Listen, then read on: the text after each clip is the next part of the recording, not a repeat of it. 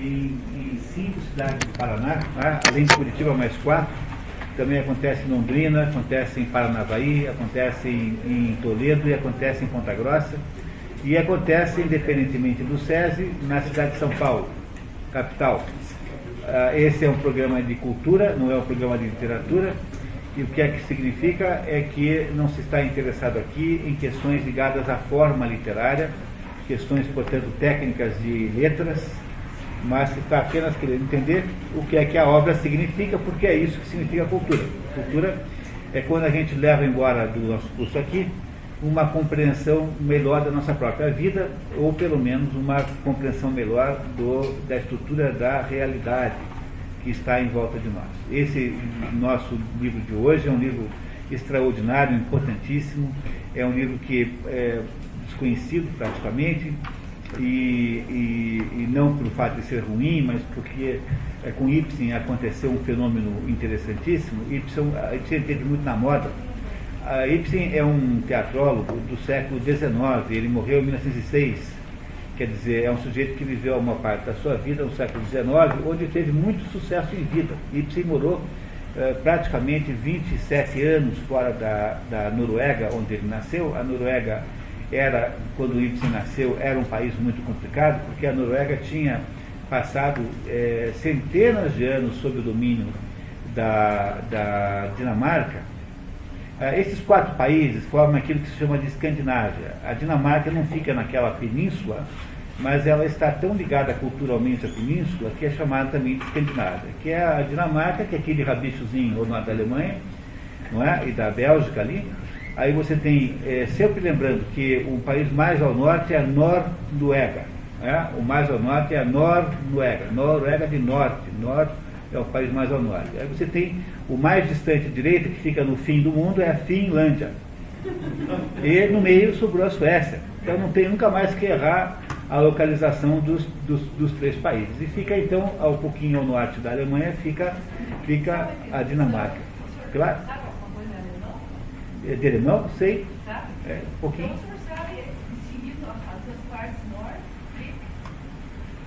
É verdade, também tem isso. Deve ser daí que vem, né? Norway, em inglês também fala assim. Caminho no norte, né? É isso mesmo, é verdade. E esses 3 países sempre tiveram ligações muito grandes entre si. E aí a Noruega e a Dinamarca, sobretudo, houve muita ligação, tanto é que as línguas até se parecem, por causa do domínio dinamarquês sobre a Dinamarca é a terra dos vikings. Então, de todos esses países aí, ela sempre foi o mais, digamos, imperialista, tanto é que a Inglaterra, ela teve colonização dinamarquesa também, não é? A Inglaterra os celtas ingleses foram aí também empurrados para fora pelos próprios dinamarqueses. E o que você tem aí é uma ligação histórica grande da Noruega com a Dinamarca. Quando a Noruega finalmente se livrou da Dinamarca, em seguida cai sob o domínio sueco, e a Noruega, no tempo de Ibsen, em que Ibsen nasce, era um país de personalidade muito difusa, porque um lugar que é assim, dominado por tantos estrangeiros, né, vai perdendo um pouquinho da sua personalidade. Foi o que aconteceu muito com a Polônia, para dar um exemplo mais próximo de nós aqui, que a Polônia uma hora era russa, outra hora era em Polônia mesmo, depois outra hora não era russa de novo. A Polônia passou a vida inteira sendo transformada em massa de controle dos seus vizinhos. Não é? É difícil você saber quem você é como alguém que nasce na Alsácia. Você não sabe se é alemão ou se é francês. Cada 50 anos você pertence a um dos 2 países. E agora, como faz? Não é? Pois é, capital da Alsácia. Né? É a capital da Alsácia. Então eles são de cultura. O Jean-Paul Sartre tinha um avô alsaciano, foi criado por esse avô. O avô do Jean-Paul Sartre era alsaciano. E lá fala-se diferentemente alemão e francês. A Alsácia, embora aparentemente pelos tempos aí seja consolidada como um território francês. Não é? E há alguns lugares do mundo que são assim, são um pouco, digamos, de difícil definição de nacionalidade. E o Ibsen nasceu de uma família, digamos, de classe média alta, burguesa, bem situada. O pai dele tinha uma destilaria e também trabalhava com o comércio. E o Ibsen nasce nessa família que vai em seguida à falência.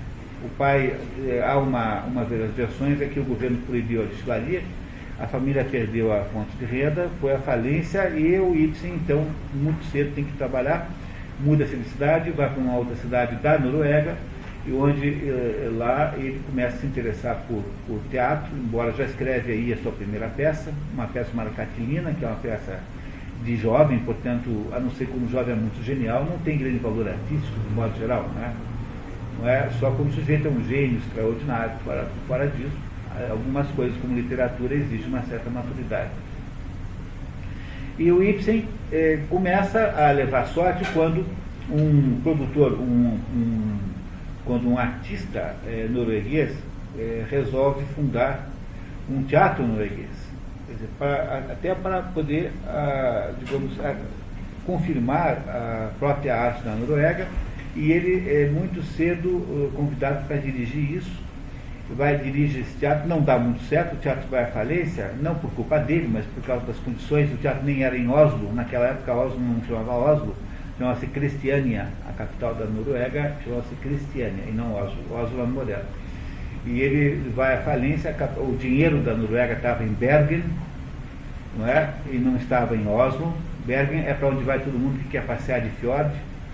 Aqui do Brasil, quando alguém vai para passear de fjord, vai para Bergen, que é o lugar mais de maior demanda de turismo, para passear naqueles fjords todos.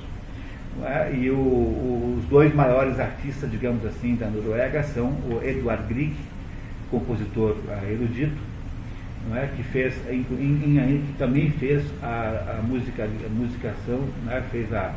Transformou em música, né? A forma musical do Peer Gynt, que é uma peça de Henrik Ibsen, que é baseada, obviamente, no folclore da Noruega, não foi ele que inventou. É uma peça poderosíssima e, se não me engano, não tem tradução em português, e a música é extraordinária, notabilizou o Peer Gynt para sempre, né? Uma peça de Grieg, Edvard Grieg.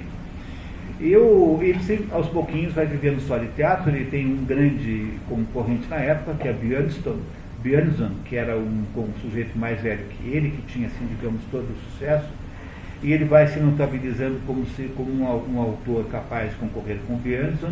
Não tem muito apoio no início, ele não consegue, sobretudo, apoio daquelas, digamos, apoio governamental, ele não consegue que ajudem com as peças, mas ele vai mais ou menos sobrando, até que um belo dia ele vai embora, inicia-se uma guerra entre a Dinamarca e a Prússia, a tal da Guerra dos Ducados, ali por aqueles ducados de Schleswig-Holstein, que até hoje existem na Alemanha, e essa guerra é uma guerra terrível que faz com que a Dinamarca perca metade do território para a Prússia de então, não sei quanto corresponde isso hoje em dia. A Prússia não existe mais, a Prússia é o norte da Alemanha, tecnicamente falando, com capital em Berlim, essa é a Prússia. E o Edvard Grieg vai embora, primeiro vai para a Itália, para Roma, onde fica muitos anos, e depois vai para Munique. Em Munique ele torna-se uma celebridade, porque durante essa estadia, durante esta fase de exílio, quase que imposto, ele produz as obras que ficaram famosas. Que ele havia feito um teatro de grande qualidade antes, um teatro que se tende a chamar de teatro romântico, porque os temas eram tipicamente do século XIX, temas românticos, como nacionalismo. Veja, todos os nacionalismos nascem no século XIX. Não é? O Wagner é um compositor do século XIX, então se alguém vai ressuscitar as lendas dos Nibelungos, todo aquele folclore germânico que daria origem, digamos, a uma base de referência para que a própria Alemanha passasse a existir como Estado moderno, que vai acontecer no final do século XIX, é o Wagner. Toda essa recuperação da mitologia nórdica, tudo isso é a base do Ibsen também, antes de ir para a Itália. Por isso é que ele escreve o Peer Gynt, antes de ir para a Itália. Vocês receberam aí uma cronologia, como sempre, tem todos esses detalhes nela. Eu não vou me ater a ela, porque é melhor a gente não perder trocar um pouquinho, né, reservar esse tempo para depois para análise. E Ibsen, fora da Noruega, torna-se uma celebridade. Tanto é que ele mora em Munique durante, acho que 10 anos, e vai todos os dias num café chamado Maximilian, e onde fica lá sentado no mesmo lugar, lendo todos os jornais que eram disponíveis a alguém ler naquela época. Ibsen não lia livros, o que é uma coisa divertida, né? A biblioteca de Ibsen era ridiculamente pequena mesmo, não lia livros, mas lia todos os jornais que ele conseguia ler. Passava o dia inteiro lendo jornal, e todo mundo ia no tal do café Maximilian para ver Ibsen, porque Ibsen tinha escrito aí 8 dramas, que eram dramas moderníssimos e que aparentemente lidam com os assuntos mais candentes do século XX, como a libertação das mulheres, o feminismo, o problema da ecologia. Então aí no século XX Ibsen teve um sucesso medonho no mundo inteiro, porque parecia aos olhos de todos que Ibsen era um precursor dessas coisas todas, e dá-se a Ibsen, de modo geral, o título de pai do teatro moderno por causa disso.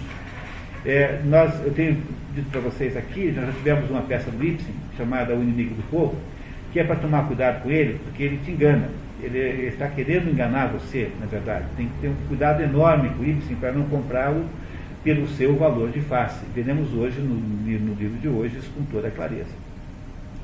Mas Ibsen era aquele sujeito revolucionário que fazia as peças que a modernidade queria ver, quer dizer, eram os assuntos da mulher, das doenças venéreas, como espectros, por exemplo, né, etc., etc., que parecia que davam a Ibsen, digamos, uma conotação modernista. Quando Ibsen foi embora do café Maximilian, em Munique, que voltou para a Noruega, voltou um pouco antes de morrer, alguns anos apenas, o dono do café contratou um sósia, que ficou lá mais 5 anos fingindo que era o Ibsen, porque era o único jeito que tinha do pessoal aparecer lá no café. Tinha uma demanda tão grande de admiradores, né? Como ele não falava com ninguém, porque ele ficava no quieto, como se fosse um deus lendo o Globo, lendo a Gazeta do Povo. Então ficava lá um sujeito no canto, ninguém ia falar com ele, porque não podia se atrapalhar o grande dramaturgo. Então também o sósia não fez muita diferença, porque só bastava que fosse parecido com ele, né? Com ele e Ibsen. Mas ele escreveu, então, uma quantidade de peças tão extraordinária que é possível que ele seja o maior de todos os dramaturgos modernos, né? Olhando assim, modernos digamos, da Revolução Francesa para cá. Olha que aí há concorrência grave, né? Mas ele é 200 vezes melhor do que George Bernard Shaw, ele é melhor que Strindberg, que é o maior de todos os dramaturgos suecos, por exemplo. Ele é maior do que Pirandello, preciso dizer também, embora Pirandello seja um gênio. Vamos ter o ano que vem uma peça de Pirandello aqui chamada, eu não sei se Vestidos Nus ou se vai ser Henrique IV, uma dessas duas, o ano que vem. Esse ano não tem Pirandello no programa. Tem o romance, o falecido Mattia Pascal, esse ano, do Pirandello, mas é um romance, não é uma peça. E Ibsen, então, quando morre assim, digamos, sob o signo digamos, do espanto, porque um homem que morre em 1906 e que na sua obra, escrita ainda no século XIX, havia estabelecido, digamos, dado com todos os temas que seriam depois, fariam a agenda de todo o debate social do século XX. E aí é por isso que, de modo geral, quando se lê Ibsen com pouca atenção e com pouca profundidade, o que acontece frequentemente com o livro chamado A Casa de Bonecas, né, acredita-se, na primeira vista, de que ele está que ele é uma espécie de escritor social, que está estabelecendo uma agenda de reivindicações sociais, entre elas aquela da libertação das mulheres, que é o caso lá daquele episódio da vida daquela Nora, né, que é a principal personagem da história. Mas quando você olha para Ibsen com um pouco mais de profundidade, você percebe que há muito mais coisa sob esta aparência do que a gente possa imaginar. A peça que foi escolhida para ser hoje aqui é uma peça, de acordo com o Otto Maria Capô, é a mais profunda peça de Ibsen. É uma peça terrível, é uma peça muito dura de lidar com ela. Ela é uma peça, quando eu digo terrível, eu estou falando assim, em termos emotivos, emocionais, é muito cruel e muito dolorosa, e tem um grau de competência teatral como poucas vezes você vai ter visto na sua vida. É uma peça absolutamente emocionante, essa chamada Pato Selvagem. Ela faz parte daquelas peças que têm conotação social. Dizem, de modo geral, que Ibsen tem duas fases: a fase romântica, que é a fase que ainda na Noruega, antes dele viajar, que acaba mais ou menos com Peer Gynt, e a fase realista. Mas obviamente que é uma acepção que se atribui a Ibsen, porque ele mesmo não disse isso. Aliás, ele manda ler a obra na sequência rigorosa, da primeira à última. Ele acha que a obra só pode ser compreendida do começo ao fim. Para os brasileiros é muito difícil, porque tirando a Casa das Bonecas, a Casa de Bonecas, né? Não é? A Casa de Bonecas, você só tem 6 traduções, rigorosamente falando, e essas 6 são 1/3, 1/4 da obra, mais ou menos isso. É difícil ler Ibsen, a não ser que você tenha alguma capacidade de ler em língua estrangeira. O espanhol já tem obra completa. É um absurdo. Sobretudo porque era um autor que estava completamente em voga, digamos aí, há 30 anos. Todo mundo era entendido em Ibsen. Todo mundo ia assistir a Casa das Bonecas. A Tônia Carreiro fez lá o papel de Nora várias vezes, passou anos sendo a Nora da Casa das Bonecas. Era um autor muito vistoso publicamente. Apesar de já ser velho, né, por ponto de vista não ser mais contemporâneo, né, já estava morto há 60 anos, né, digamos assim. Bom, mas seja como for, o nosso livro de hoje é o Pato Selvagem. E aí, no texto que vocês receberam aí, temos uma pequena introdução. O outro, Maria Carpo, diz que o Pato Selvagem, Firdanen, deve ser assim que fala, alguma coisa com isso, que estreou em 11 de novembro de 84, do século passado, do século retrasado, né? É a peça mais profunda do dramaturgo finlandês Henrik Ibsen, e que, do norueguês, desculpem, tá? Do norueguês, corrijam, por favor. E que a caracterização das personagens atinge alturas shakespearianas.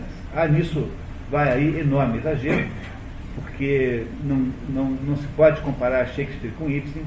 Shakespeare é de um tempo em que a linguagem simbólica era muito mais forte. Shakespeare é um autor metafísico, mas não é o caso de Pirandello, não é o caso de Ibsen, não é o caso de Strindberg, de nenhum desses grandes dramaturgos modernos. Portanto, não se pode imaginar que Ibsen tenha, de fato, comparabilidade com Shakespeare, que não tem. O grau de profundidade é muito diferente.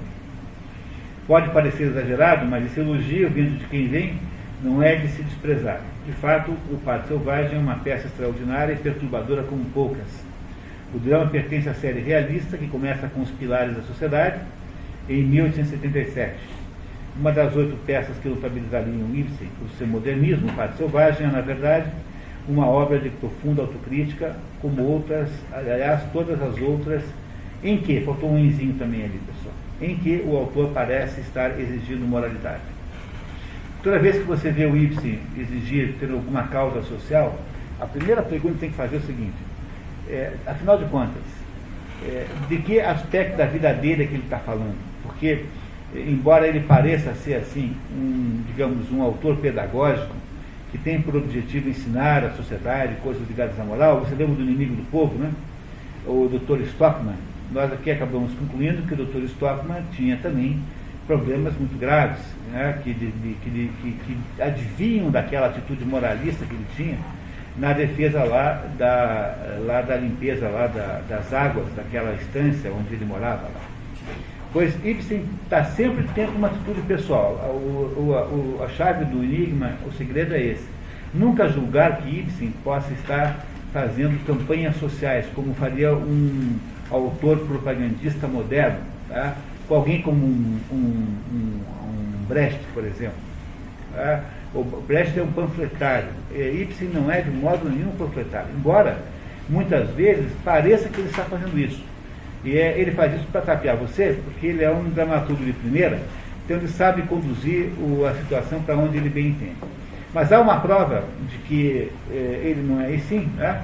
Num dos seus poemas, Ibsen teria entregado a chave do enigma. Então está aí escrito a confissão de Ibsen, Imagino que vocês consigam ler isso sem grandes dificuldades, né?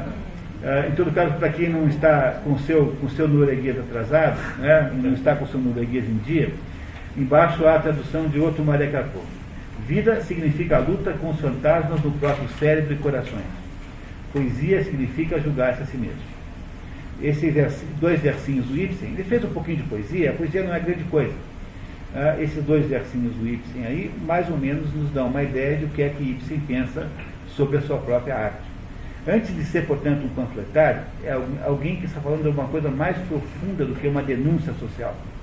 Quer dizer, a Casa das Bonecas, de Bonecas, não é para denunciar a condição da mulher. De modo nenhum, tá? De modo nenhum. Tá? Tirem essa ideia da cabeça. Não é? Então, o que acontece? Né? Você tem aí sempre muito mais sobre as aparências das coisas que Ibsen escreve.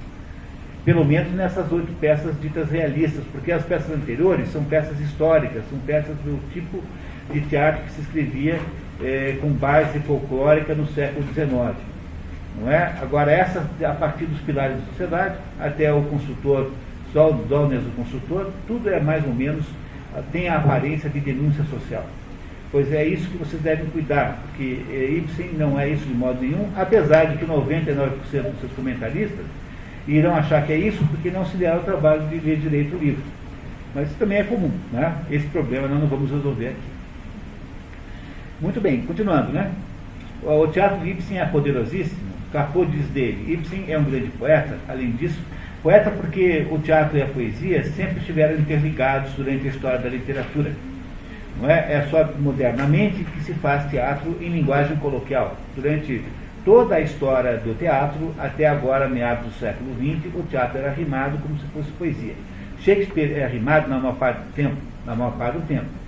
Não é? Você tem o teatro de Molière completamente rimado. Aliás, tínhamos aquela tradução interessantíssima aqui há 15 dias. O teatro moderno brasileiro, metade é rimado, metade não é. Você pega João Cabral de Melo Neto, é rimado.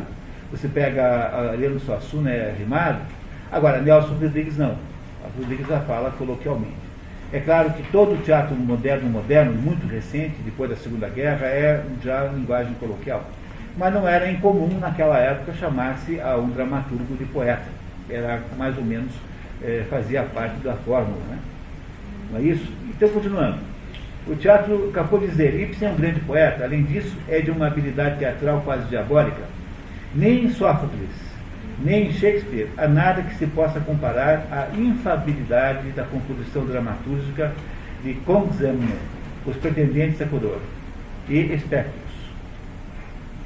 O Pretendentes à Coroa é um livro anterior à fase realista. O Pai Selvagem é, na verdade, uma tragédia, quase no sentido grego da palavra, construída a partir de elementos retirados da banalidade da existência. Jorge Bernard Shaw considerou a peça uma tragédia profunda, que, no entanto, produziu gargalhadas como se fosse uma comédia. Rainer Maria Rilke disse da peça alguma coisa grande, profunda e essencial. A ação passa-se possivelmente em Oslo, embora seja uma suposição, não há indicação disso, na casa de um burguês endinheirado que dá uma festa em homenagem ao seu filho Gregers, que voltava das usinas da família em Heidal. A personagem principal dessa história é esse Gregers e o seu amigo chamado Hjalmar. Hjalmar e Gregers são as duas personagens centrais da história, além, obviamente, do fato. Não é? Muito bem, podemos começar?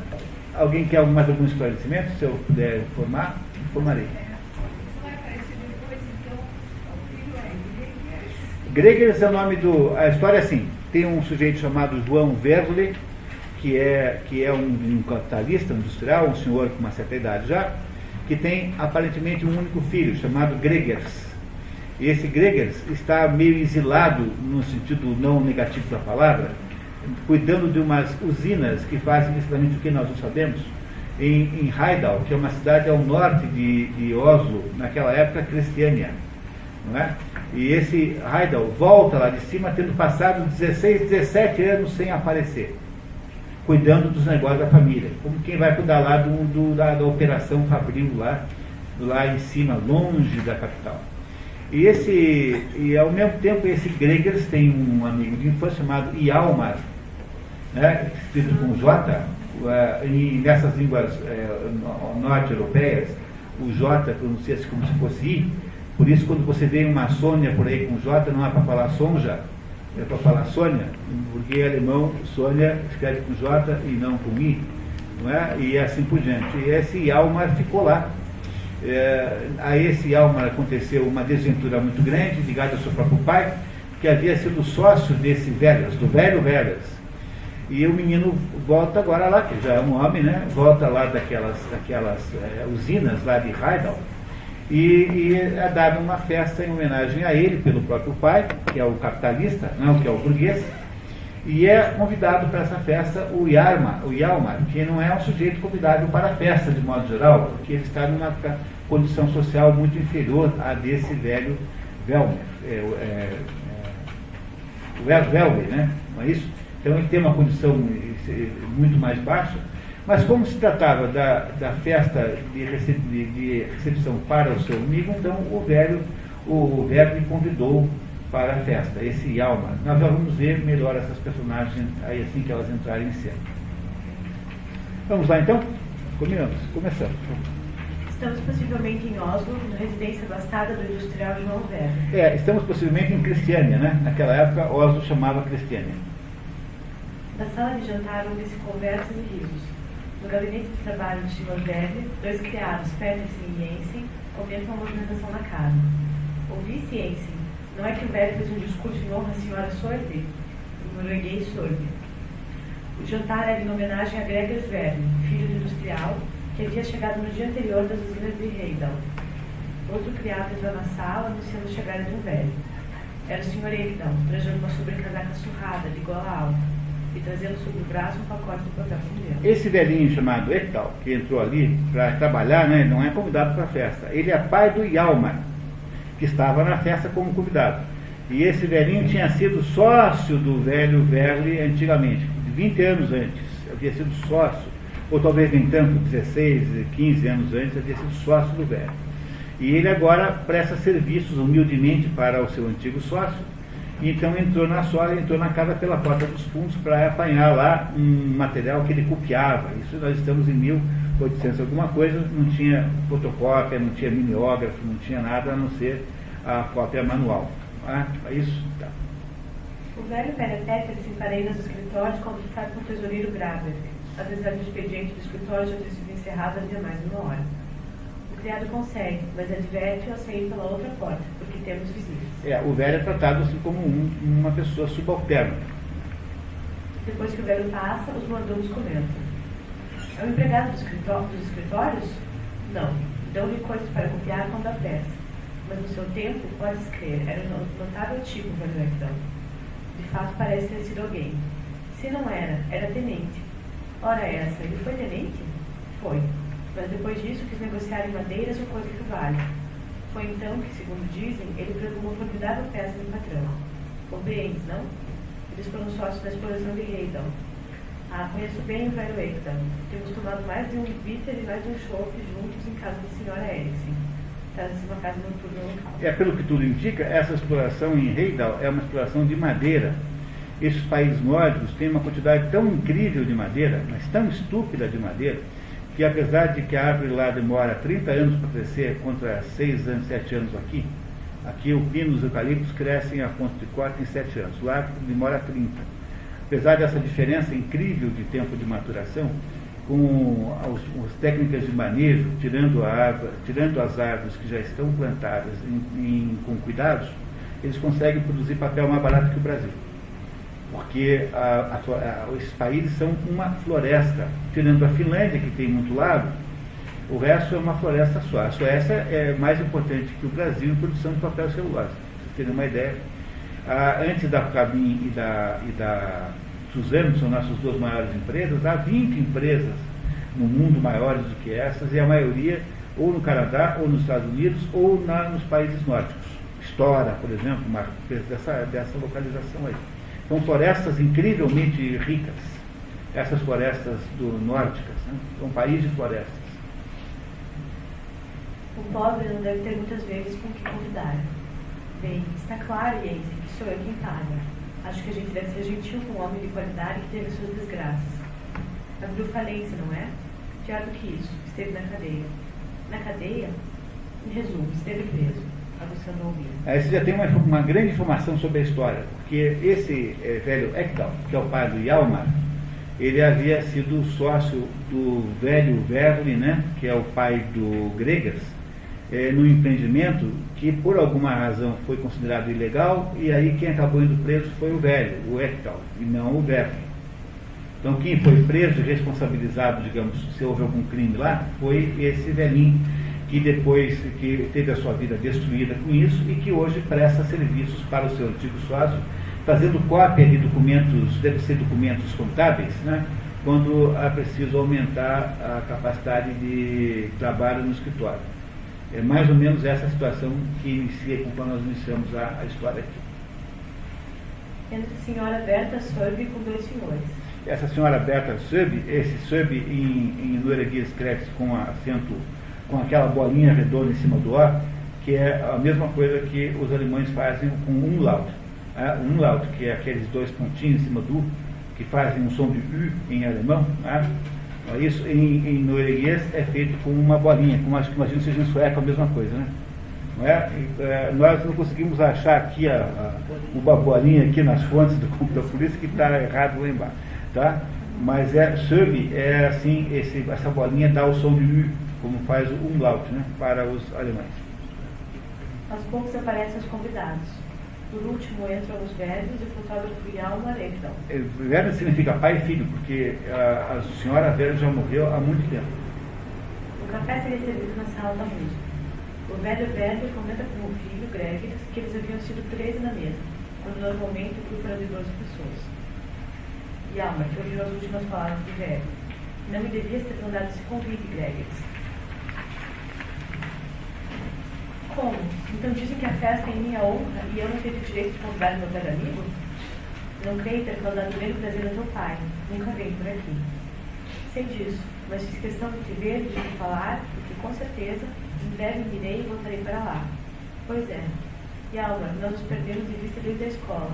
Já lá vão 16 ou 17 anos que não te vejo. Voltar para onde? Para Heidal. Quer dizer, o jovem pretendia voltar lá para as usinas de alguma coisa, possivelmente ligadas à madeira, né? Possivelmente.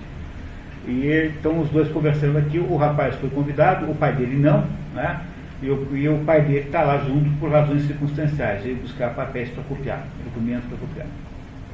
Quando o amigo em dia, Hjalmar diz que tudo se esborou para ele e para os seus desde que deixaram de se ver. É o caso do pai dele que mora em sua casa. Só tem a mínima.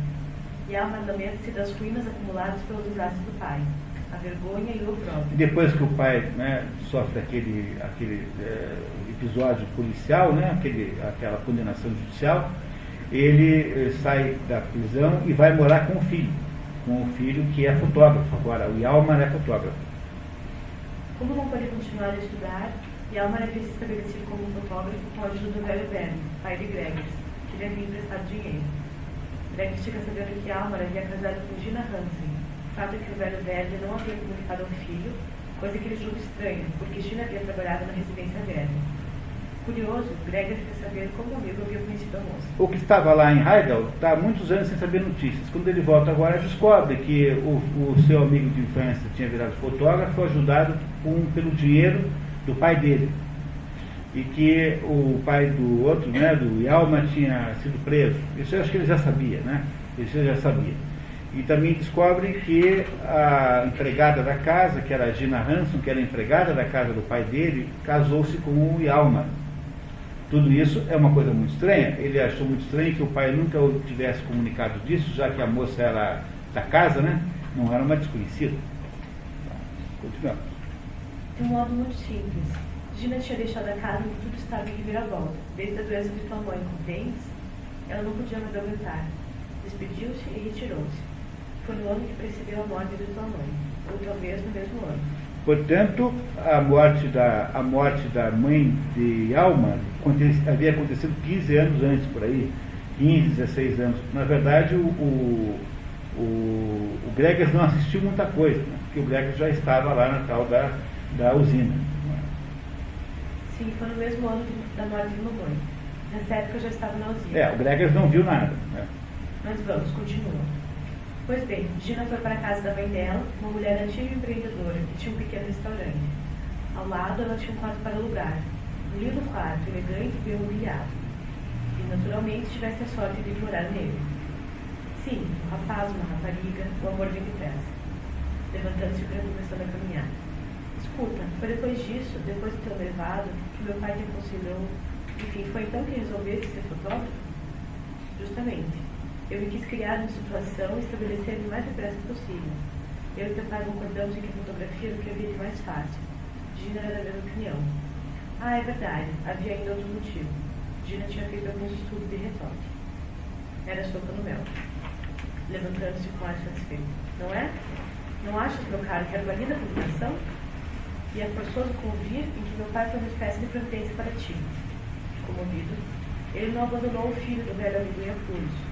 É um nobre coração, pode crer. Então, aí o que teria acontecido é que depois que o Hjalmar foi para as usinas, ao norte, essa moça empregada da casa casou com o melhor amigo dele, um dos melhores amigos de infância dele, que é o Hjalmar, não é? E o velho pai do Gregers financiou, emprestou dinheiro para eles montarem um ateliê de fotografia que naquela época devia ser alguma coisa muito mais sofisticada do que é hoje, né? Um negócio meio em destruição por causa da fotografia digital, que transformou isso numa coisa banalizada, né? Mas até há pouco tempo não era assim. Fotografia era um negócio que tinha que contratar fotógrafo para fazer. Ninguém se metia a virar aquelas ajustes todos da máquina. Era complicado a fotografia, né? Até inventarem a Kodak Instamatic. Daí melhorou muito, mas isso também não foi grande progresso em termos tecnológicos. O que é verdade é que nesse tempo aí, 1870 e pouco, fotografia é um negócio high-tech. Pouca gente entende disso. É um negócio sofisticado. Né? Você imagina. Né? Continuamos. O grupo conversa sobre amenidades. Do escritório sai o tesoureiro Graber e o velho Hector. Os risos e Filéria cessam entre os convidados. E Álvaro estremece a vista do pai, descansa o copo e vira-se para a lareira. Fez de conta que não viu o pai. O velho Hector... Não é uma coisa feia?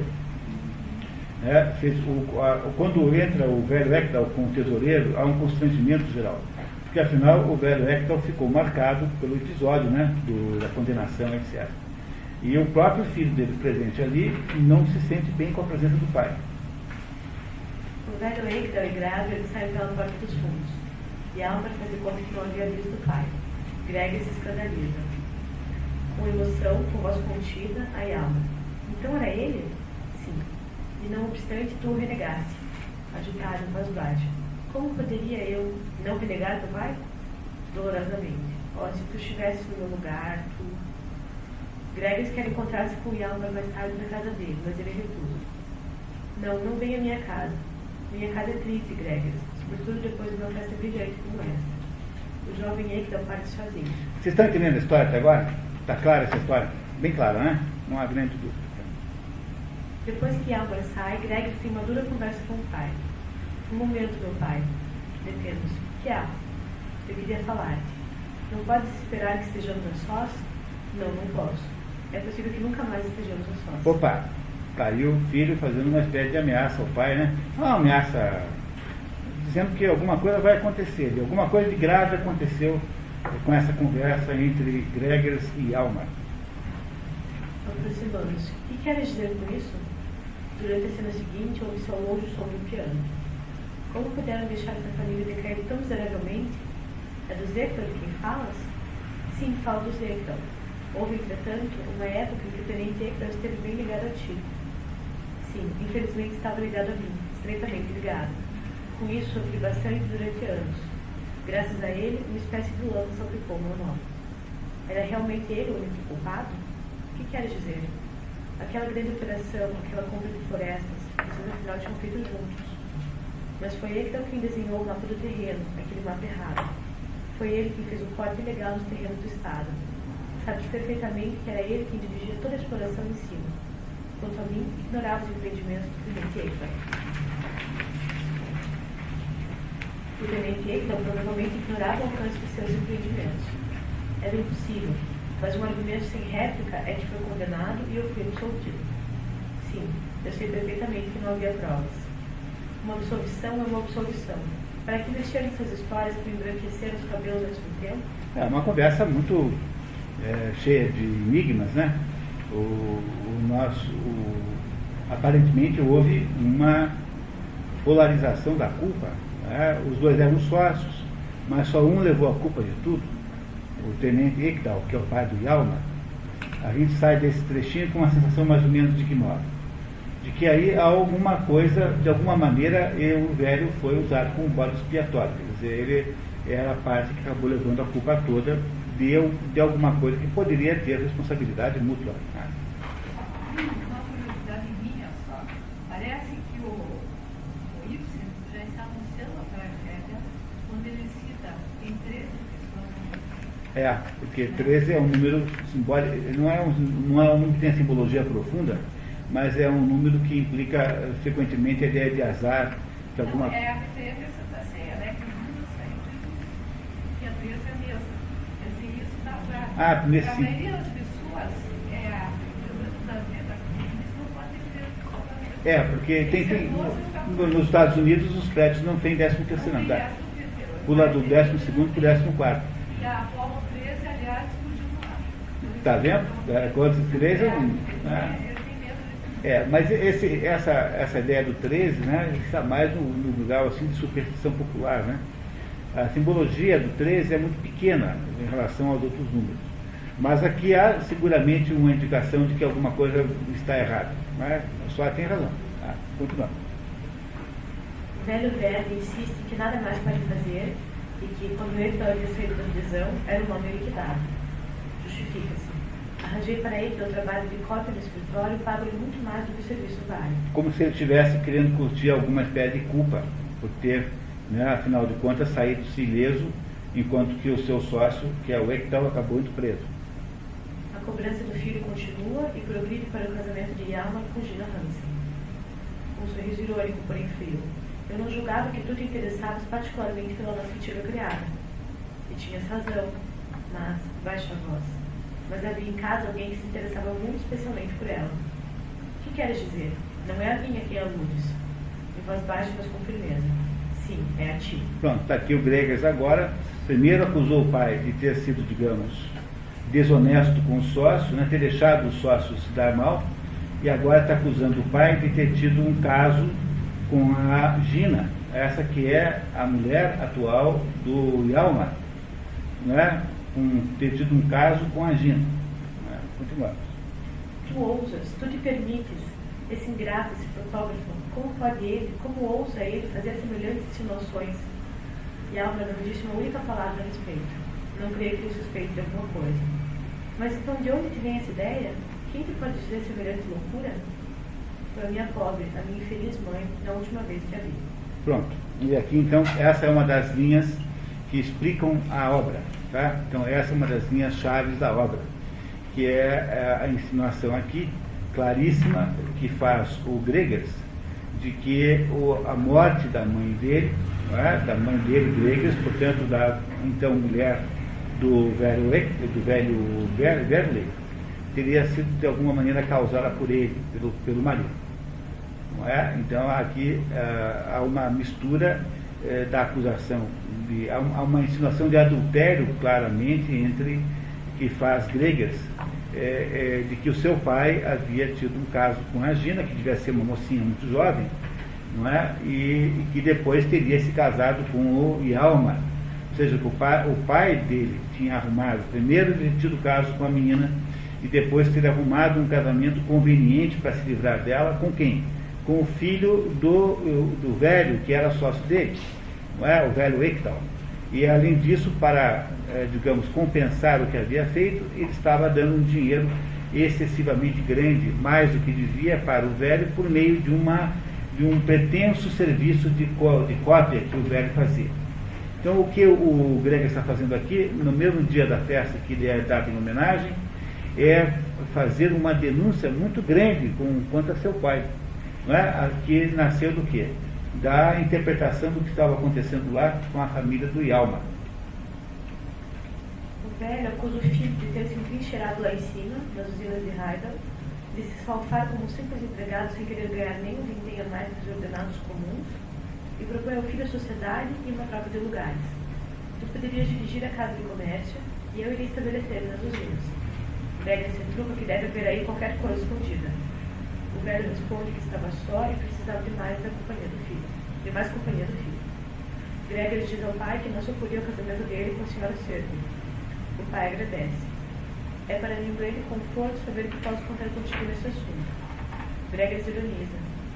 Como seria lindo se pudesse dizer que, arrastado pela piedade filial, o filho voltar a casa para assistir às bodas do velho pai. Qual é o principal sentimento que está organizando a vida emocional de Greger com relação ao pai dele? Mágoa, né? Mágoa, tem uma mágoa aqui, isso é indiscutível. Né? Tem uma mágoa aqui. A mágoa está associada a alguma coisa muito antiga. Essa coisa muito antiga parece ser a morte da mãe. Né? Continuamos, vamos lá. Greger, vejo bem, não há ninguém no mundo a quem respeites menos do que a mim. Baixinho, é que eu te vi de muito perto. Tu me viste através dos olhos da tua mãe, abaixando um pouco a voz. Deveres lembrar-te que esses olhos viam às vezes um pouco escuros. Durante toda a história existem metáforas com os olhos aqui. Tá? Os olhos são a metáfora central da obra, mais do que o pato. Mais importante que a metáfora do pato é a metáfora dos olhos, aqui o tempo todo. Não é? Muito bem. Vocês vão ver que ela reaparece o tempo todo. Compreendo com voz trêmula, compreendo a tua alusão.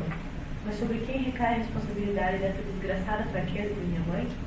Sobre ti e sobre todas essas. A última era essa criatura com quem fizesse de alma maneira que não casasse quando não quisesse mais saber dela. Oh. Olha só, quer dizer, ele está aqui agora, o filho, acusando o pai de ter tido vários casos com diversas moças e que essa Gina foi apenas a última. E ele teria aqui claramente, né, acusando claramente o pai de ter arrumado esse casamento de conveniência para que a Gina desaparecesse. Não é isso? Tá? Muito bem. Essa é a acusação que o filho faz com o pai. Deus de ombros, parece-me estar ouvindo tua mãe, sem prestar atenção às palavras. E eis essa natureza confiante, essa criança grande, emaranhada numa rede de perfídias, morando sob o mesmo teto que uma mulher dessa espécie, sem suspeitar que o seu lar, como ele denomina, repousa numa mentira. Quem é esse? É o Yalma, né? É isso? Dando um passo para o pai. Tua existência, quando a considero, aparece-me como um campo de carnificina, atravancado de cadáveres, a perder de vista. Vocês não acham que esse Greger parece levar essas coisas um pouco a sério demais? Parece, né? Bom, não sabemos ainda, né? Mas aí, um começo muito doloroso, né? Na festa de homenagem à sua vinda, o filho faz essas acusações todas ao pai. Mas não era esse o vitoriano daquela... Do período? Anterior ao vitoriano, quer dizer, o filme dela muito turístico. Certamente mais do que hoje, né? Não é isso? Mas aqui certamente, mesmo assim, alguma hipérbole, né? Há uma espécie de exagero aqui. Quer dizer, esse Greger é desses tipos que levam as coisas muito a sério, assim. Tem um certo tipo humano que não admite nada que não seja apenas o certo e o certo todo. Tem assim uma espécie de exigência moral muito grande. Vocês verão que esse Greger é mais ou menos assim. Quer dizer, ele faz um tipo assim muito militante moral. Ele é um militante moral, esse Greger. Mas veremos em seguida como vai ficar claro isso. Continuamos. Vejo que há entre nós uma barreira intransponível, inclinando-se com sangue frio. É também a minha opinião. Por isso pego meu chapéu e vou embora. Tu vais? Deixas a casa? Sim, por fim achei uma finalidade para a minha vida. Pronto, essa é uma das frases-chave da história. Achei uma finalidade para a minha vida. Então, olha, qual é a finalidade da vida de um sujeito que é um militante moral? O sujeito não vai fazer nada na vida, a não ser isso único, essa única coisa, que é tentar trazer a verdade à tona. Não é? A verdade à tona. A verdade à tona é uma expressão absolutamente adequada para essa história, por causa da história do pato, que vocês verão em seguida. Não é? Trazer a verdade à tona. Então, o que está aí é mais ou menos a definição de um militante moral. Isso aqui é o Greger. A cena muda para o ateliê de fotografia de Alma Ekdal. Gina Ekdal e a filha do casal, Hedwig, uma menina de 13 anos, estão sentadas. A mãe costurando e a filha lendo. Gina censura a filha por estar lendo à noite. Por quê? Porque a menina também tem um problema de vista. Aí a fraqueza da vista é a metáfora central da obra. Né? A menina também enxerga mal, ela tem uma doença e ela não consegue enxergar, não devia estar lendo de noite, está forçando a vista. Imagine que a leitura noturna é uma leitura muito mais difícil que hoje em dia. Eu nem sei se havia aí nesse lugar naquela época luz elétrica. Provavelmente não. Possivelmente não havia luz elétrica. Era lampiões, iluminado por iluminação química, né? Lampiões, etc. Conversam sobre as despesas da casa. Hedwig aguarda ansiosamente o pai, que havia prometido pedir à senhora Berta Sfev alguma coisa boa para ela. Lembra, o pai estava chegando da festa, né? Tá.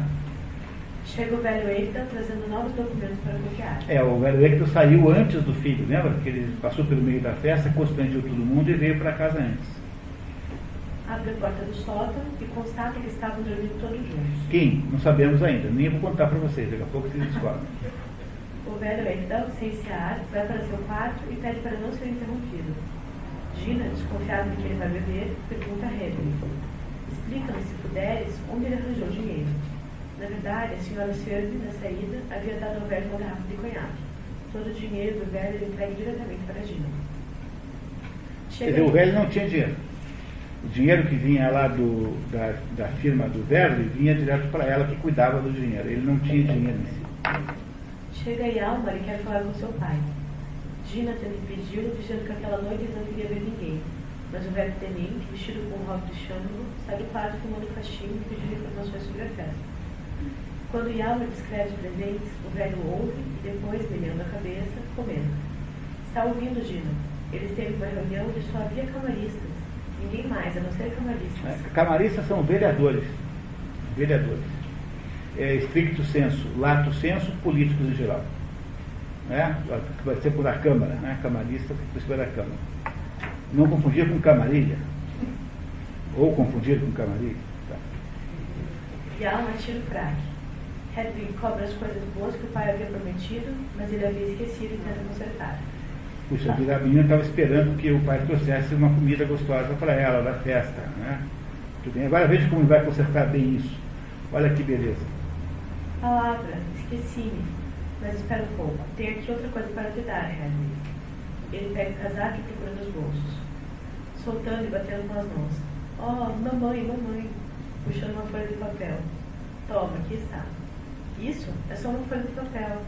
É um cardápio pequeno. O cardápio do jantar. Olha, está escrito. É boa, bacana, consertou bem a situação. Vocês acham que foi equivalente o cardápio substitui a festa? Só tens isso? Pois eu não te disse que me esqueci. Todas essas glodices são um divertimento tolo. Senta-te aí e lê o cardápio. Ditei depois o gosto dos pratos. Então, Hedwig, engolindo as lágrimas. Obrigada. Coitada da menina, né? Quer dizer, coitada da criança. O velho Ekdal volta para o seu pai.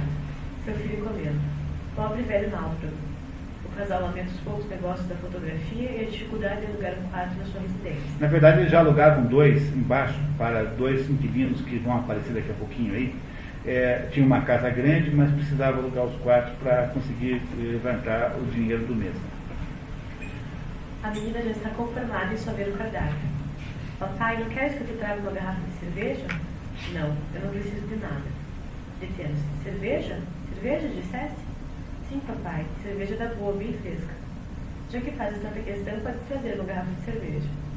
Sim, é isso. Vai buscar uma. Vamos gozar um pouco ali. Hedwig precipita-se para a porta da cozinha. Junto à estufa, detém-na, olha, pega-lhe a cabeça e apoia contra o peito. Hedwig, Hedwig, chorando de alegria. Papai querido. Não, não me chames assim. Eu me sentei à mesa desse rico, carregado de pratos deliciosos, e me deleitei com eles. Poderia, pelo menos, sentada perto da mesa. Tolices, Hector, tolices. Oh, não, mas não me queiram mal por isso. Vocês bem sabem quanto os quero. Pondo-lhe as mãos à roda do pescoço. E nós, papai, nós te adoramos. E Álvaro estava falando para a mulher e a filha.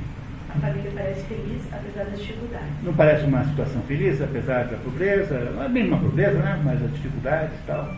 Tem lá um fotógrafo, os dois têm uma profissão, digamos, moderna, trabalham bem, a menina vive ali, uma menina de 13 anos, e eles vivem mais ou menos bem. É uma certa felicidade nessa situação familiar que vive o Aymar Ekdal. E tem lá o velhinho que eles cuidam, né? O pai do Yalma, que mora com eles. Parece uma situação ruim, nem negativa. Só a campainha. É Gregers Verne. Gino reconhece imediatamente. O senhor Verne Filho não é difícil de ser reconhecido. O rapaz comunica que havia deixado a casa de seu pai e havia ido para um hotel. O jovem velho observa Hedwig, que vai buscar uma cerveja na cozinha. Os pais explicam ao visitante.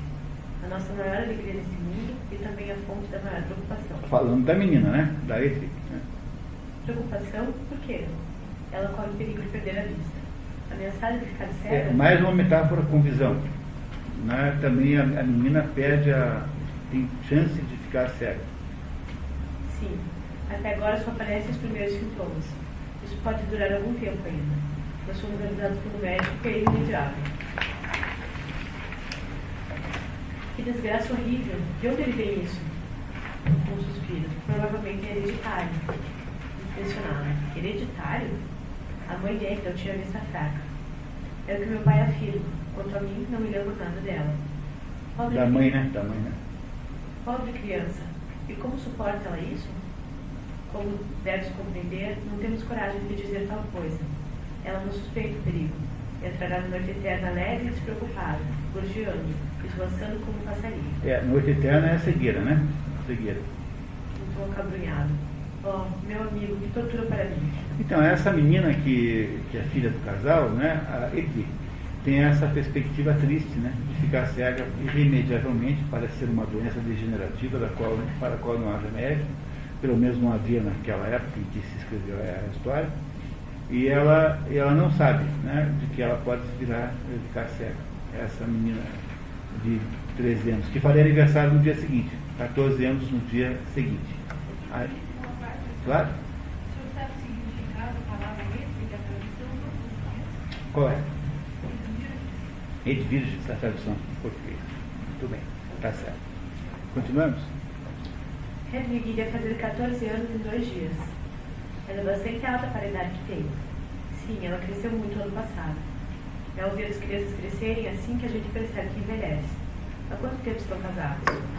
Estamos casados há quase 15 anos. Realmente faz tanto tempo assim? Olhando com mais atenção. Certamente que sim. Com certeza, 15 anos. Mês mais, mês menos.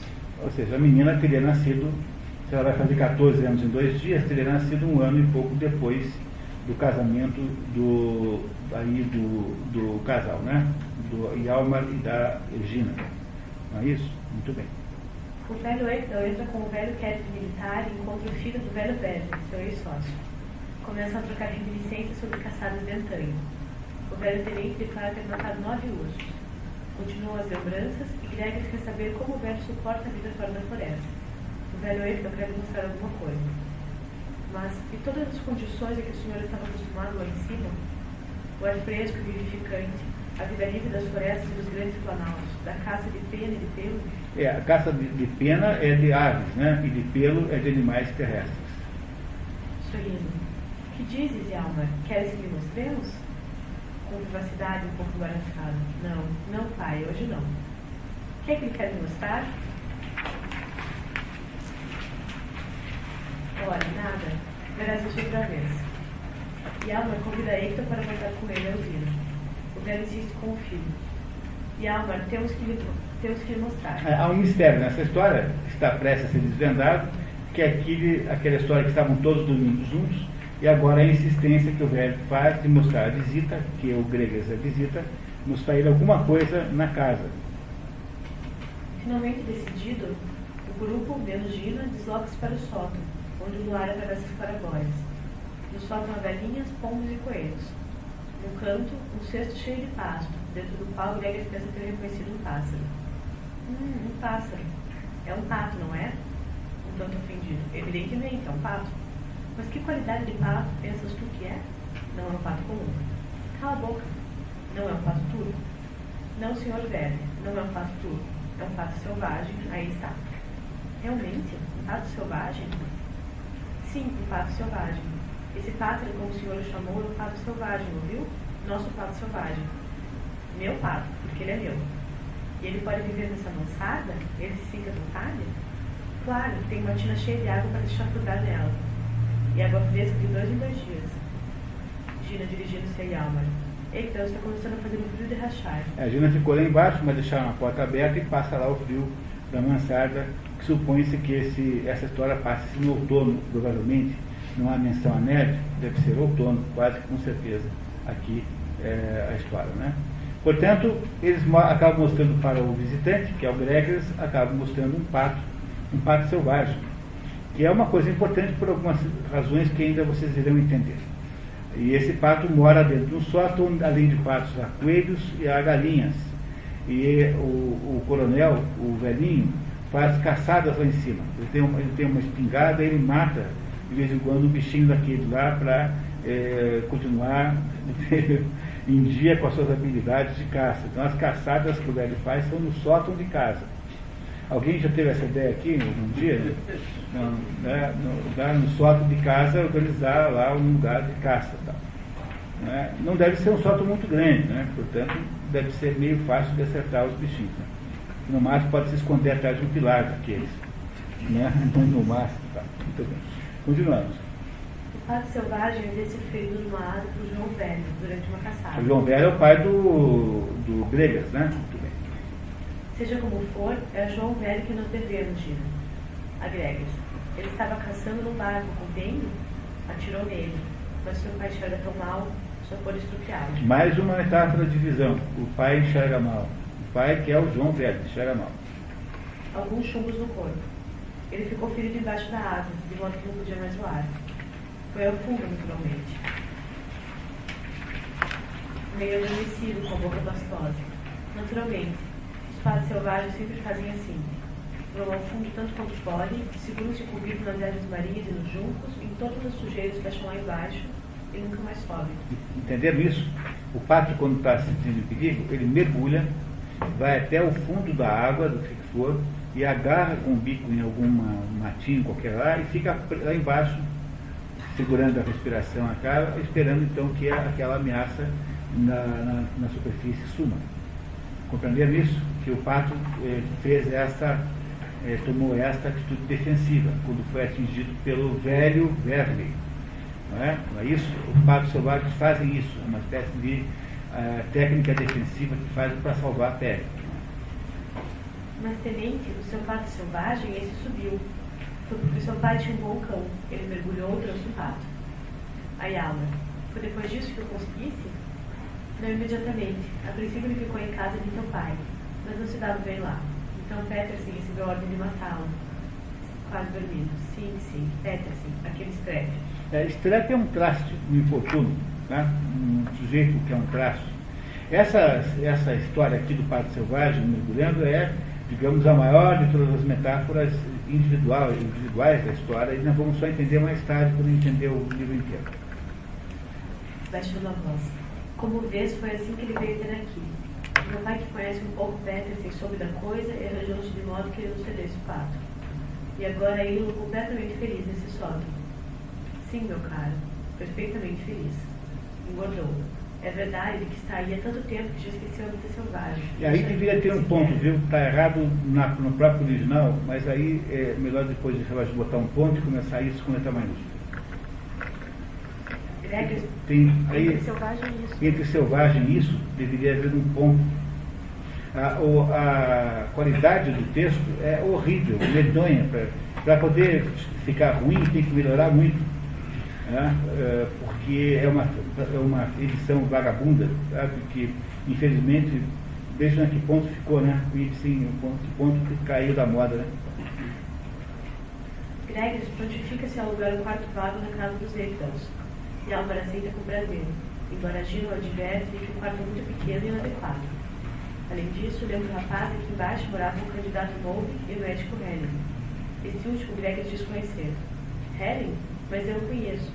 Foi, durante algum tempo, médico em Heidelberg. Pronto, então um dos outros inquilinos lá da casa, que era esse Relling, já era conhecido do Gregers, porque ele havia sido médico lá em Heidelberg, onde o Gregers morou os últimos 15, 16 anos. Gina diz tratar-se de um par de farristas da pior espécie. Passam a vida na pândega, voltam muito tarde da noite, e então, algumas vezes, Greg diz que não liga, fala mal de sua origem e diz que queria ser como um cão que busca o pato selvagem, quando eles mergulham até o fundo e enterram o bico na lama, agarrando-se aos salgados. Pronto, o Gregers, lembra que o Gregers dizia que ele tinha achado um objetivo para a vida dele? Lembram disso, né?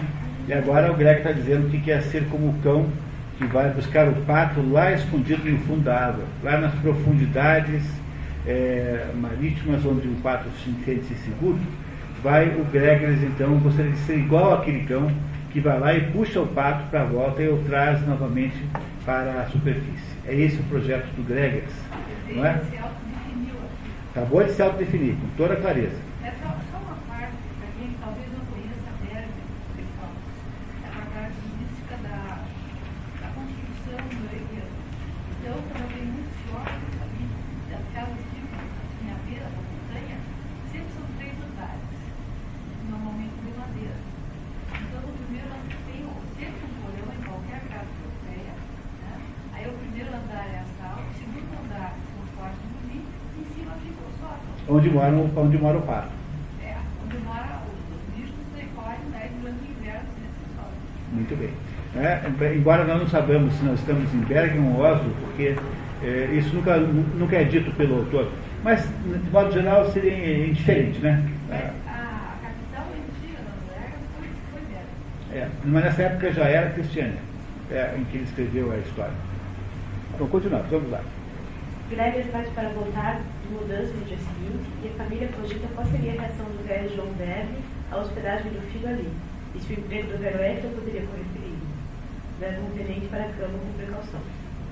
Bom, aí o que é importante do segundo ato é que o Gregers naturalmente nos contou qual é o projeto existencial dele, que é ser o cachorro que busca o pato escondido embaixo da água. Né? Vamos ver então, no que é que isso vai dar. Jan Marenkton trabalha no seu ateliê retocando uma prova de fotografia. Gregor já havia chegado e, tentando aquecer o seu quarto, o havia enchido de fumaça. Tentando apagar o incêndio, tinha molhado o chão ao ponto de não poder usar o quarto antes da noite. O rapaz tinha ido dar um passeio. Era esperado para o almoço, juntamente com Helen e Novik, os vizinhos pânicos de baixo. Jan e seu pai vão cuidar de reparos no solo. Hedwig retoca fotos no ateliê. Imagina como era a fotografia naquela época, né? As fotos eram todas retocadas. Você pega as fotos muito antigas, elas eram pintadas com cores, retocadas os rostos ficavam rosados. Então essas maneiras de fotografar sumiu do mundo, né? Não existe mais, né? Chega Gregers e conversa com a menina. Ela conta não poder ir à escola por causa de seus olhos. Conta também que adora ler os livros deixados ali pelo velho capitão, o holandês voador, que havia morado na casa. Ela gosta de ler, mas ela não tem olhos para ler. Ela não pode ler de noite, por exemplo. Hedwig diz que o pato selvagem é seu, mas que deixa seu pai e a avó pedirem emprestado todas as vezes que eles quiserem. A menina diz a Gregers que com o pato dá-se uma coisa extraordinária. Ninguém conhece ele e ninguém sabe de onde ele veio. Essa linguagem meio popular assim está na própria tradução, né? Então veja que importantíssima que é essa frase. A menina diz que ninguém conhece o pato, ninguém sabe de onde ele veio. No entanto, ele era um pato amado por ela, pelo menos. O pato era cuidado, porque o pato não estava lá no rol de caça. O pato era, digamos, uma espécie de hóspede ilustre na casa. Embora ninguém soubesse quem era ele e de onde ele tinha vindo, o pato, de alguma maneira, era amado. E isso pareceu a essa menina uma coisa muito notável, muito interessante. Chega a Gina e conversa sobre o ofício de fotógrafo. Ouvem-se tiros no sótão. Gregers aproxima-se da porta do sótão e Amar aparece e explica que ele e seu pai estavam caçando os coelhos com uma pistola de cavalaria que mostra ao amigo, agora inquilino, e depois de guardar com uma remuneração. Não mexas na pistola, Henry. Não te esqueça de que um dos canos está carregado. Gregers, na porta do sótão, observa o pato. Hedwig se aproximou de Gregers. Agora o senhor já pode ver o pato selvagem. Já o estou vendo. Parece-me que ele arrasta a asa.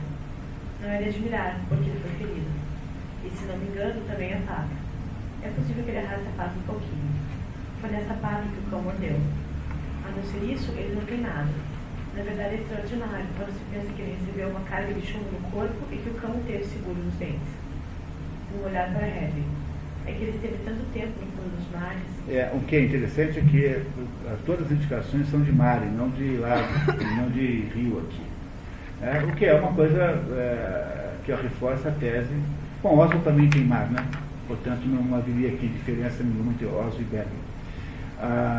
Reparem que é o Gregers quem faz esse comentário muito sutil, dizendo que o tal do pato esteve muito tempo escondido, né? Não é isso? Não é? Esteve tanto tempo no fundo dos mares. Quem? O pato esteve muito tempo no fundo dos mares. O pato que ele, Gregers, cachorro de caça de pato, está louco para tirar embaixo do fundo dos mares. Qual é o pato que o Gregers quer trazer à luz, à superfície? É o quê? A verdadeira história de como é que a Gina foi parar lá, a mulher do Hjalmar. Não é isso que ele quer fazer? É esse o pato que ele quer tirar debaixo dos mares. Parece que não há nenhuma dúvida disso, né? Muito bem, continuando. A gente lendo assim é mais fácil de entender, né? Agora, numa peça de verdade, em que as coisas vão no tempo real, né? É muito mais difícil de entender as coisas. Como ler é muito mais fácil ler teatro do que assistir teatro. Ionesco dizia que nunca ia ao teatro.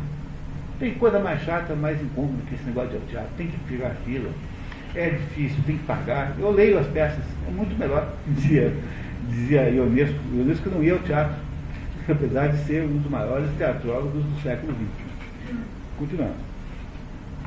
Sorrindo. Pois é, Gina, junto à mesa. Esse maldito pato, não é por falar, mas ele nos traz preparações. É o verdadeiro calvário. E essa frase agora? Que tal essa? O maldito pato que nos traz preparações, que é um calvário.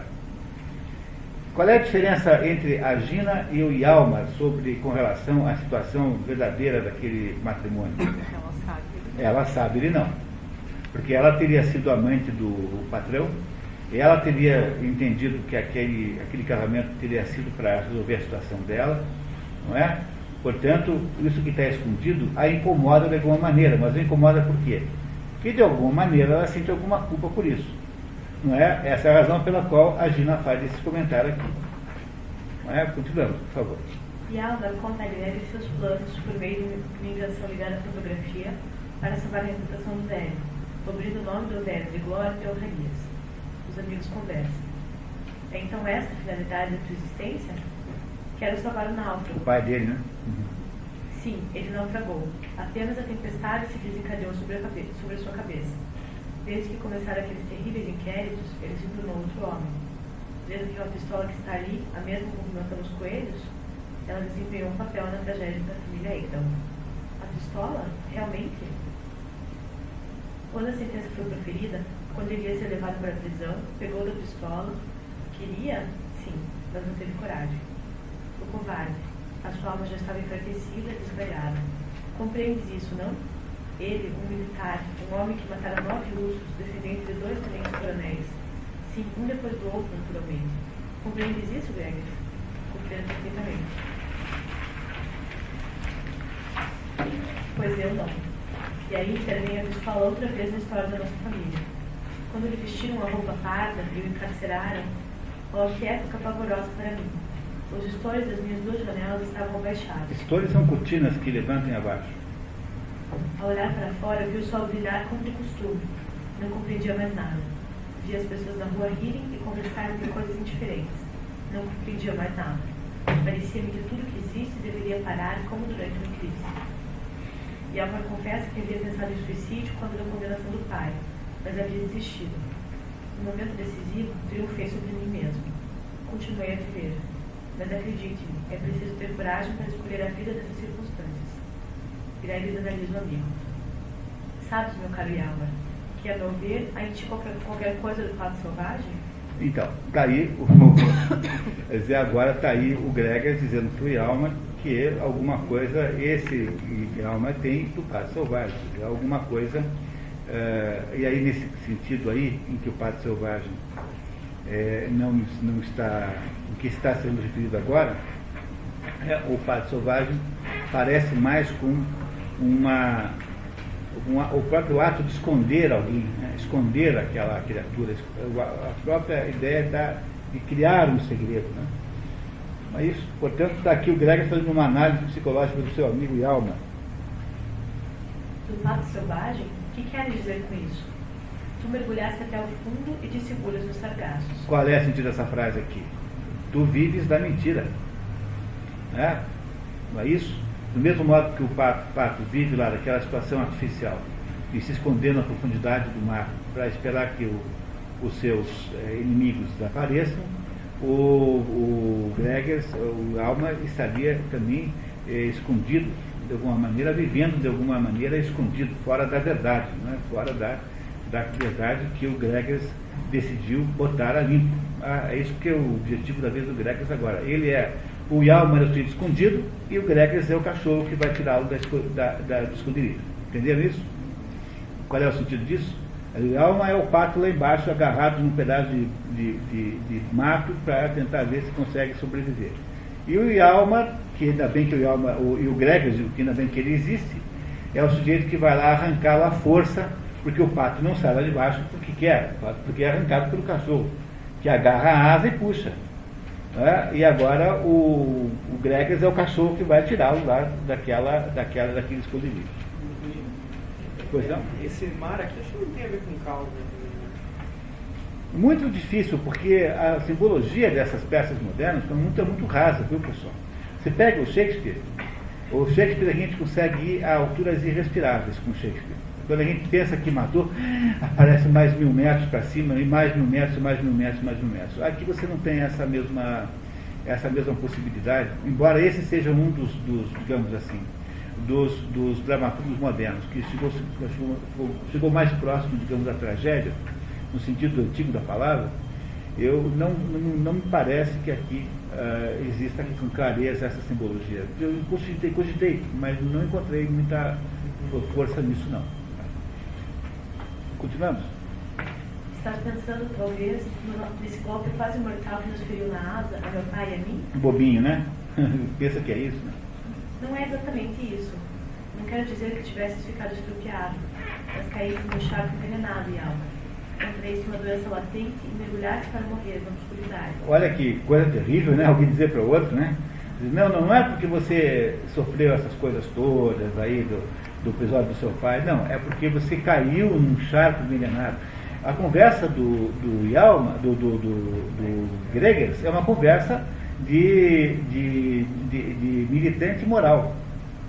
Não é? Militante moral, aquele sujeito que faz discursos nas praças contra a imoralidade do mundo, pastores protestantes que ficam ali na praça gritando contra os pecadores. Não é? É um discurso dessa natureza, desse Greger. Né? Morrer na obscuridade? Eu? Ora, Greger, não me digas um absurdo desse. Acalma-te, eu saberei te pescar de novo, porque desde ontem tenho eu também uma finalidade na existência. Pronto, está aqui confirmada que o Greger resolveu salvar a existência do Hjalmar. Ele decidiu que ele iria, pela sua ação restauradora da verdade, salvar o amigo, que está prisioneiro no fundo de uma espécie de mar de mentiras, na qual ele está agarrado lá no fundo e não quer sair. Ele, como um bom cachorro caçador de patos, vai arrancar o sujeito lá de baixo. Essa é a visão que o Greger está descontando aqui. Não é? Muito bem. Todo mundo que leu Ibsen vê o Ibsen como se fosse o Greger. Porque as pessoas leem os livros e não entendem, né? Não prestam atenção. Porque leem as coisas pelo valor de face. Então, quando você lê o livro sem prestar atenção, você vai no teatro. Você não tem tempo de prestar atenção, porque o teatro vai andando e você não consegue mandar parar para repetir um pedacinho. Parei que eu não entendi bem essa parte. Vamos lá, vamos voltar um pouquinho. Então você fica se contentando com o que tem. Quando você sai do teatro, você diz assim, olha, de fato, se houvesse mais Gregers nesse mundo, o mundo seria muito melhor. Porque ninguém é tão importante como um sujeito como esse, cuja vida é voltada para caçar a mentira, como é o que o Greger está fazendo aqui. Ele tem um potencial de convencimento enorme sobre, digamos, um leitor ou um ouvinte comum, um assistente comum da peça, fica altamente convencido pelo Greger. Reparem como ele irá melhorar o seu desempenho mais ainda. É bem possível, mas eu te peço que me deixes fora de tudo isso. Posso assegurar que a parte com melancolia muito natural, eu me sinto tão bem como se pode desejar. O Yalma parece que está-se bem, né? Está dizendo que está bem. É ainda o efeito do veneno. Está vendo? Isso, você sentir-se bem é um problema da sua própria doença. Entendeu? Você sentir-se bem é um defeito, tá? Fique sabendo que é aí que está o problema. Tá? Muito bem. Servido o almoço, chegam Helen e Nove, que veste preto. Helen reconhece Gregores velho e comenta. Ora essa, é o senhor velho e filho. Sim, nós nos engalfinhamos lá em cima, em Heidel. E o senhor veio estar-se aqui? Esse, portanto, aí estamos sabendo agora que entre esse Relling, que é o médico, e o jovem Verli, né, que é o Gregers, já havia uma bronca antiga. Que quando estiveram os dois morando lá juntos em Heidel, já tinham brigado, né, e por coincidência se contaram aqui. Helen conta que Move quer ver bebido de novo. À mesa, Helen faz provocações a Gregers. Chega o velho Hector trazendo a pele de um coelho que havia acabado de matar. Bom dia, senhores. Boa caça hoje. Matei um grande. Como se alguém vem do campo, né? Mas está vindo do sótão, né? Que havia matado lá um coelho no sótão. Passa pelo grupo e vai para seu quarto. E Alma diz estar feliz com aquele momento passado à mesa. Mas Gregers velho não está nada feliz. Quanto a mim, não gosto de respirar o ar dos pântanos. Dos pântanos? Jamais recomeçar. Mas veja que coisa mais indelicada, né? Você chegar à casa de alguém assim, a dona de casa lá agindo, né? Diz assim, olha, eu tô com horror esse cheiro de pântano que está aqui. Não parece uma coisa indelicada que se diga. Os militantes moralistas, de modo geral, não têm constrangimento dessa espécie. Assim, quer dizer, o que é educação, né? Educação é apenas um verniz social, né? Mas ele está sendo indelicado, né? Vamos ver onde é que vai essa conversa. Pois não. Desculpe, o Equidal, não sei se eu não prestei atenção direito, mas esse senhor Equidal, ele é uma pessoa que está passando sempre em algum lugar, né? Ele é meio móvel, passageiro, né? Ele mora lá, mas ele mora na casa do filho, ele fica no seu quarto a maior parte do tempo, quando ele não está indo atrás pro sótão caçar coelhos, ou então vai lá para casa do velho e pegar o material para fazer cópia, né? Ele é um pouco móvel, de fato é verdade. Passageiro sempre, assim, a cena ele está passando. Sempre. É verdade, um pouco assim mesmo. Não sei se tem muito significado, também esse é o problema, tá? Eu lhe juro, senhor velho, que aqui em casa não há maus ares, porque arejo o apartamento todos os dias que Deus dá. A dona de casa ofendida, né? Levantando-se da mesa. O mau cheiro a que eu me refiro, vocês nunca conseguirão expulsar. O mau cheiro? Sim. O que dizes a isto, então? Desculpe, mas não será por acaso você quem traz esse mau cheiro lá de cima das usinas? O Harry já o bota no seu lugar. O Harry já... É bem coisa sua, isso de chamar mau cheiro que eu trago para essa casa. Muito bem. Quer dizer, está aqui novamente esse Gregers incomodadíssimo com a situação que ele está vivendo. Né? Porque ele está vendo aquele almoço feliz e fala assim, pô, mas que porcaria de felicidade é essa? Toda baseada numa trama de que eles não têm nenhuma ideia. Portanto, esse Gregers está muito incomodado com a situação. As ironias de Hering e Gregers recomeçam e uma discussão se inicia envolvendo todos, menos Verli. Batem a porta da entrada. O senhor Verli entra e dá um passo no quarto. Está com um casaco de pele. É o pai do Gregor, né? Comunica ter vindo falar com o filho. Pai e filho são deixados sozinhos e começam a conversar. Ontem à noite deixaste escapar algumas insinuações. E como viesse instalar-se em casa do seu irmão, sou tentada a crer que tens algum mau desígnio a meu respeito. O desígnio que tem é o de abrir os olhos de Yalmar Ekdal. Pronto, esse é o objetivo da vida de Gregers, abrir os olhos de Yalmar Ekdal. É preciso que ele veja a sua situação tal qual ela é. Eis tudo. Está vendo o militante moral? O militante moralista? Ele só tem esse objetivo na vida. Fazer com que o outro saiba da verdade, de toda a verdade em torno da qual a vida do outro está baseada, né? Não é? Ou seja, contra a qual, né? Sem a qual a vida do outro não está baseada. É isso que ele quer fazer, esse Gregers. Vocês têm simpatia pelo Gregers? Desculpe, não é que vocês vejam o Gregers como pessoa positiva? Né? Muito bem. Tá. Vamos deixar para ver o que vai acontecer. Vamos em frente. É essa a finalidade da existência da qual falávamos ontem? Sim, é a única que me deixaste. Ah, mas peraí. Olha aí. É a única que me deixastes. Que você me deixou. Então, esse fato eu não vou explicar mais, para não adiantar muito, mas essa frasezinha aí é a frasezinha central da obra. Vamos lá, vamos continuar lendo. Gregers começa a acusar o pai, dizendo que deveria ter agido contra ele, quando armaram aquela armadilha contra Clemente Ekdal, mas que não havia feito por medo do pai. Ele tem certeza que foi uma armadilha contra nós? Não sabemos exatamente, né? Porque o autor nos deixa na dúvida sobre o que aconteceu de fato no tal do negócio que gerou a prisão do Ekdal, do velho, né? Quando digo Ekdal, é o velho Tenente Ekdal. Mas o jovem transformou isso num fato absolutamente indiscutível. Quer dizer, ele acha de fato que o pai prejudicou o Ekdal de propósito. O jovem lamenta. O mal que eu e outros fizemos ao velho Ekdal é irreparável. No que diz respeito a Hjalmar, porém, eu posso salvar da mentira e da dissimulação em que ele está envolvido. O pai desafia. Acreditas que isso seja uma boa ação? É a minha firme convicção. Então, essa pergunta é a pergunta que eu falei para vocês um minuto depois de terminar a leitura. Se vocês acham que o que o Greg está fazendo é uma boa ação. Essa é a questão central dessa história, porque essa é uma história sobre consciência moral. É uma história que debate o problema da decisão moral. E aí nós vamos... Aqui nessa sala, todo mundo aqui que está vivendo aqui, que está aqui nessa sala, já passou por essa decisão na sua existência, muitas vezes. Dependendo da idade, mais, outras menos, né? É isso? Mas essa é uma situação comum na vida de qualquer ser humano, ter que tomar decisões como essa aqui. Será que o Gregers deveria contar ou não contar para o Hjalmar? Qual é a verdadeira história da sua família, né? do seu status? Como é que ele veio parar, onde ele veio parar?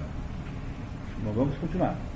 Julgas talvez que o fotógrafo Ekdal é homem para te agradecer essa prova de amizade? Sim, creio. É o que veremos. E além disso, se devemos suportar a vida, é preciso que eu encontre um remédio para a minha consciência doente. Opa, mais uma frase-chave. O Greger está dizendo que para poder continuar vivo, ele precisa encontrar uma solução para a sua consciência doente. Ele, sua própria consciência doente. Depois nós voltamos então, lá. ele sabe de coisas, ele não está supondo, ele está sabendo. Ele supõe que sabe. Né? Ele supõe que sabe. Né? Agora, exatamente quanto ele sabe, nós não sabemos. Mas depois a gente conversa mais sobre esse ponto. Ela jamais se curará. Fez a consciência doente desde a infância. Herdaste isso de tua mãe, Gregers. Aliás, é a única herança que ela te deixou. Dizendo que ele herdou da mãe uma espécie de consciência doente para sempre. O que justificaria o fato de ele, Gregers, ser esse militante moral, né? Não é? O sujeito que a vida voltada para moralizar o mundo. Não é? Nós conhecemos pessoas assim. Essas pessoas, todas elas têm problemas. Basta usar o caso aqui de um certo ex-governador recente, que parece ser também uma criatura com esse mesmo quadro moral, com um quadro psicológico. Bom, mas voltamos depois. Esboçando um sorriso de ironia. Até agora não pudesse digerir o teu logro em relação à fortuna com a qual contavas casar. Opa, mais uma informação aqui. O filho está acusando o pai de ter casado com a mãe dele por interesse econômico. Né? Quer dizer, estava interessado no dinheiro da mãe. Não desviamos o assunto. Então estás inteiramente decidido a apoiar uma Ekdal numa pista que queria ser boa e verdadeira? Sim, estou decidido. Está bem. Nesse caso, eu poderia ter poupado o trabalho de lhe falar. É, portanto, inútil perguntar se queres voltar para minha casa. É. E também não queres a sociedade. Não. Está bem. Mas como eu desejo casar-me, quero também dar-te o que te toca. Com privacidade. Não. Nada quero. Não queres nada? Minha consciência me proíbe aceitar seja o que for. Depois de um momento. Voltas para a usina? Não.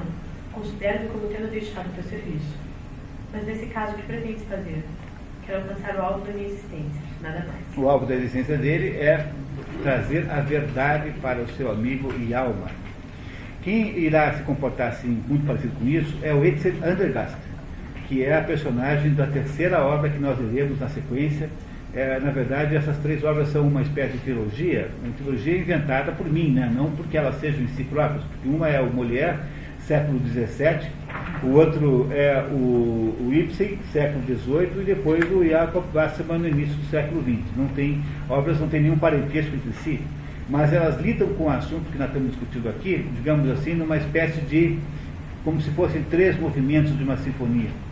E vocês verão que o Edsel Andergast, que é a personagem central do próximo romance, já será o romance na próxima vez, que é o caso Maurícios, né, o processo Maurícios em português, como é de modo geral traduzido, né, Maurícios fala, né, em alemão, né, é muito interessante as semelhanças e as diferenças também entre esse Gregers e o Edsel Andergast, que é o menino filho do juiz. O processo Maurícios fala comenta um erro judicial. Nós vamos tentar, para poder entender todo o assunto, vocês têm que garantir que vocês vão assistir também o processo Maurícios, porque senão vocês não pegam tudo. Com toda a sinceridade, é importante fazer essa comparação dos 3 livros. Tá? Bom, mas depois a gente volta ao processo Maurícios daqui a 15 dias. Vamos. O velho parte. Os demais comensais se reagrupam. Gregers diz a Hjalmar que eles precisavam conversar. Gina e Helen tentam impedir, mas o fotógrafo diz que precisa atender quando um amigo de infância sente necessidade de confiar nele. Depois que Gregers e Hjalmar saem, os remanescentes comendo. O que será que foram fazer esses dois, né? Então, não parece ser uma boa ideia que esses dois tenham saído, né? Depois da última conversa, ou seja, da conversa entre o Gregers e o pai dele, né? Você acredita que o Sr. Gallifrey esteja completamente louco? Infelizmente não. Não está mais louco do que a maioria dos mortais. Mas o que é certo é que ele tem uma doença no corpo. Mas afinal, o que é que lhe falta? Eu lhe digo, Sr. Egda, ele está atacado de febre de justiça aguda. Pronto, daí a doença do Gregers. Ele tem febre de justiça aguda. Ele tem que fazer justiça a qualquer custo. Ele decidiu largar toda a história da vida dele, o emprego, a sociedade com o pai, né, a própria herança, ou seja, ele largou toda a sua circunstância apenas com o objetivo de fazer justiça naquela situação. Não parece a vocês que o Gregers está melhorando aos nossos olhos? Não há aí alguma coisa do Gregers que é boa? É um sujeito corajoso, né? Os países nórdicos, eles são tão corretos. Eles são o quê? Perdão? Corretos. E o primeiro-ministro anda a pé na rua. Ele não precisa ter guarda. São corretos, sim, teoricamente, ficaram na correção da justiça.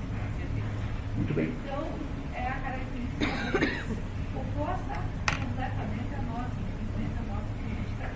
Muito bem. Então, o Gregers, de alguma maneira... O governador, que não sabe quem é, sugeriria muito o que foi disse agora.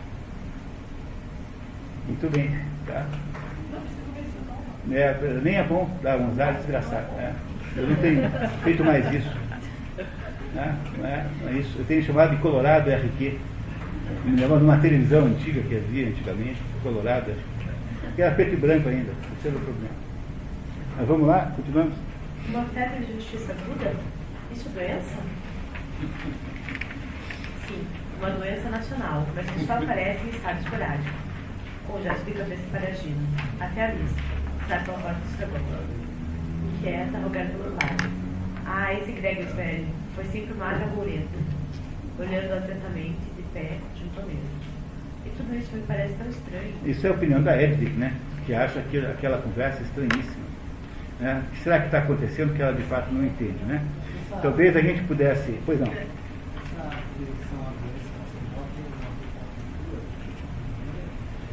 É uma crítica que Ibsen faz à Noruega do seu tempo. Né? Então isso não pode não ter nenhum significado maior, porque a gente sempre tende a ser muito cruel e muito... Nós somos assim, os curitibanos, por exemplo, são muito cruéis uns com os outros. Mas toda vez que alguém fala mal da cidade, nós ficamos ofendidíssimos e furiosos e defendemos Curitiba todos os defeitos. Então, o Dante Mendonça, que ele chamava Curitiba suas piores qualidades e seus melhores defeitos. Né? Que é um título bacana para um livro. Né? Quer dizer, os nacionais entre si têm direito de se criticarem, às vezes de modo excessivo. Não é? Agora, com relação aos estrangeiros, aí sim você se comporta de outro modo. Mas aqui há uma espécie de crítica à Noruega no seu tempo, porque Ibsen passou a vida todo meio brigado com a Noruega. A Noruega era um lugar difícil de você amar, porque era um país que não era um país, era primeiro Dinamarca, depois Suécia. Não é? Depois, quando tenta construir a sua própria nacionalidade, por isso é que Ibsen torna-se, logo no início da carreira, um autor folclórico, no sentido de usar temas folclóricos, né? O que é o Peer Gynt, por exemplo, que é a sua maior realização teatral. Peer Gynt é a sua... Se eu conseguisse uma tradução do Peer Gynt, eu até faria aqui, mas pelo jeito não existe, em português, né? Não é? E fazer uma de uma outra língua não dá, não tem condições práticas de fazer isso no ritmo que a gente anda, que é cheio de trabalho até não poder mais, assim, não dá tempo de fazer nada. Né? Então é isso que fazer mais do que eu estou conseguindo fazer. Então o problema aqui é esse, né? É que há uma mágoa que tem Ibsen do seu próprio país. Essa mágoa passa muito longe do conteúdo do livro. Quer dizer, esse livro não é para falar mal da Noruega. Mas de vez em quando você aproveita quando, né, ganhar a chance de passar uma rasteira em alguém.